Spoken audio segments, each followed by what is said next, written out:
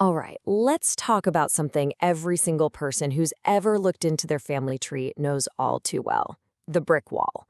It's that point of pure frustration. But today, we're going to turn that frustration into a real breakthrough. Let's jump right in. It's that sinking feeling, right? You've searched all the usual places, you've tried every spelling you can think of, and nothing. The trail just goes cold. You start to ask yourself, I'm stuck. Now what? It feels like your ancestor has just disappeared. I mean, that just says it all, doesn't it? It feels like they've become a ghost in their own history. You've poured all this time and energy in, and then suddenly, poof, you've hit that wall. But here's the thing, and this is so important. You are not alone. Seriously. Every single genealogist, from the total beginner to the seasoned pro, hits these walls. Getting stuck isn't a sign of failure. It's actually a sign that you're digging deep and you're about to learn something new. Okay, so first things first, we have to figure out why the trail goes cold. Once you can recognize the common reasons, they stop being these big, scary dead ends and start becoming puzzles that, we can actually solve. Oh yeah, this one gets everybody. Names are a classic problem. You have to remember, spelling was, well, let's just say it was flexible back then. Your ancestor's name could have been spelled phonetically, one way by a census taker, another way by a priest. They might not have even known how to spell it themselves. If you're only searching for one perfect spelling, you're going to miss them. We're so used to everything being official and instant now. A baby is born, a certificate is issued. Simple. But back then, not so much. A birth might not have been officially recorded for months or even years, and by then, the details might have gotten a little fuzzy. This can totally mess up your search when you're looking for something in a very specific year. And what about when you find a record that just makes you go, huh? You find a marriage license, but the parents' names are completely wrong. Or a child shows up in a census with a totally different last name. It's confusing, for sure, but it could be a clue. Maybe there was a second marriage, a step-parent, or a simple mistake by the clerk. Okay, now this is a big one that people forget all the time. Your ancestors might not have moved an inch, but the world moved around them. County and state lines were constantly being redrawn, so a family could have lived in the exact same farmhouse for decades, but their records might be in 2 or even 3 different county courthouses. Okay, enough about the problems. Let's get to the good stuff, the solutions. I want you to think of what's coming next as your personal toolkit.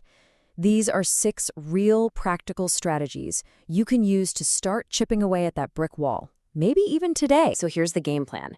First, just go back and look at what you already have. You'd be amazed what you missed the first time. Second, and this is a huge one, research a collateral line. We'll talk more about that. Third, dive into the local history of the place they lived. Fourth, learn to explore online collections the smart way. Fifth, learn from other researchers. And finally, number 6, know when it might be time to call in a professional. All right, all 6 of those are gold, but I want to really dig into 2 of my absolute favorites. These are the ones that can often give you that aha moment when you least expect it. It's all about branching out and searching smarter, not just harder. So, first up, researching a collateral line. What does that even mean? It's simple. It's everybody but your direct ancestor. Think brothers, sisters, aunts, uncles, cousins. Why bother? Because if you can't find your great-great-grandpa, maybe his brother's death certificate lists their parents' names. Or maybe a cousin's obituary mentions the little town in the old country they all came from. Their paper trail can become a secret backdoor to your own family line. It's a game changer. And this, right here, is why you always read the fine print online. It is so tempting to just type a name into a search box and hit go. But wait, before you search, find the link that says about this collection or how to use this collection. Look at this example. The title says County Marriage Records. Great, but when you dig a little deeper, you find out it only has the licenses, not the actual marriage certificates.